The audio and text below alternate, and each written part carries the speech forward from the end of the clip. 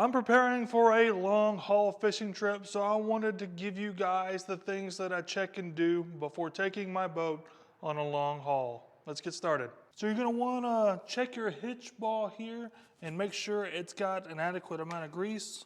Mine is a little on the dry side, so let's put a little bit on there to prevent wear of our trailer cup. So up here at the tongue of the trailer, if your boat is equipped with brakes, it probably has hydraulic brakes. You're gonna make sure that it has enough fluid in its reservoir to have the brakes work. And there's usually a couple grease inserts that make the sliding back and forth action good.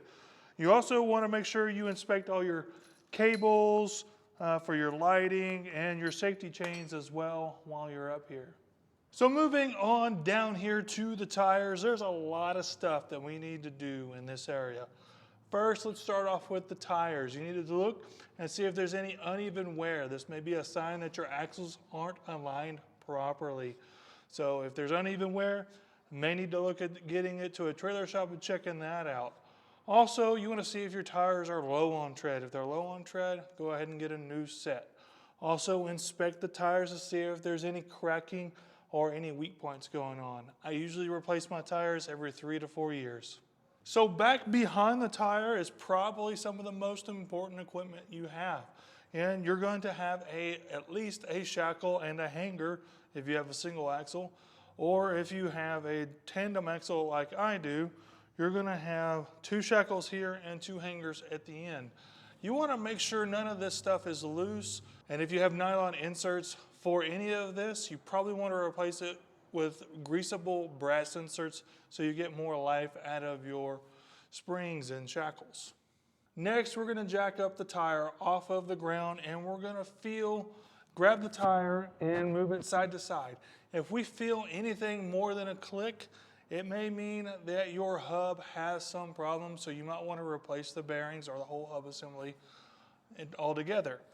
If it's just a little bit of a click, you should be good to go, but you should take time to pull the cap off, inspect the grease. If it's a light pale color, you probably got a bad seal and you need to replace your seals. Also, you're going to want to take time to replace your grease if it's needed at this time. I always like to check it before a long trip. One last thing, while we're here, you might want to go ahead and double check that tire pressure. If it's too low, you might want to give it a few pounds for that long trip. So you're going to want to check and make sure that all of your lights work, especially your brake lights. Moving on to the boat section, we want to make sure our trolling motor is in good shape and ready to go. We also want to inspect our prop, see if there's any damage on it. If there is, we can replace it. I also have a spare prop in the back in case a stump decides to take care of this one. So while we're up here at the bow, you may want to make sure that your bow lights work, and you may also want to take time to check and make sure the lights works at the back of the boat as well.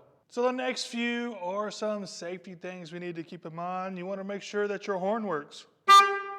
Mine works. You want to make sure that you have some rope in case you need to be towed or need to tie down to something. Make sure you have your life jackets. Make sure they're in good order. Make sure your lanyard, your kill switch here, is also in good shape. So you're going to take some time, jump on back here, and check your battery health. Get a multimeter, make sure it's putting out the right voltage. Make sure your batteries are topped off and well charged. Nothing beats having a dead battery when you get to the lake. Also, when we're back here, I like to keep my big motor spare prop back here, and I like to look it over and make sure it's still in good shape. Speaking of big motors, you're going to want to take some time and make sure your maintenance is up to date on this big fella. Spark plugs, gear lube, water pump, oil filter if your motor has that. Make sure everything's up to date. Also, take some time, remove the cowling, do a general inspection, make sure everything looks okay, because if it doesn't look okay, it's probably not okay. So 2 more things about the boat. You're going to want to do a little bit of a hole inspection. Make sure the hole's in good shape. Make sure you're not missing any big pieces on the bottom. If you are, you need to go get that repaired immediately before you go on your big fishing trip. Anything like that is only going to get worse. Second thing, and probably the most important thing is you want to have enough fuel before you leave. That way you don't have to stop and get fuel on the way down there.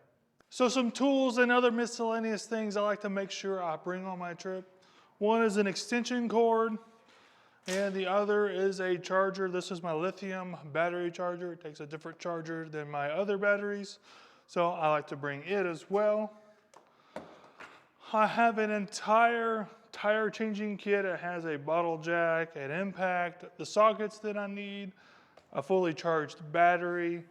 I also carry miscellaneous tools on the boat as well, such as a multimeter, a ratchet, some sockets, pliers, some electrical tape, screwdrivers, and all the tools that I need to change out my prop. Your list of tools may vary depending on the type of problems you have and can troubleshoot on your own. So if there's something that you do during your big fishing trip preparation, let me know in the comments below. But you also might be interested in what not to do when fishing a Ned rig. So check that video out right here. But until next time, see you later, Fish and Vam.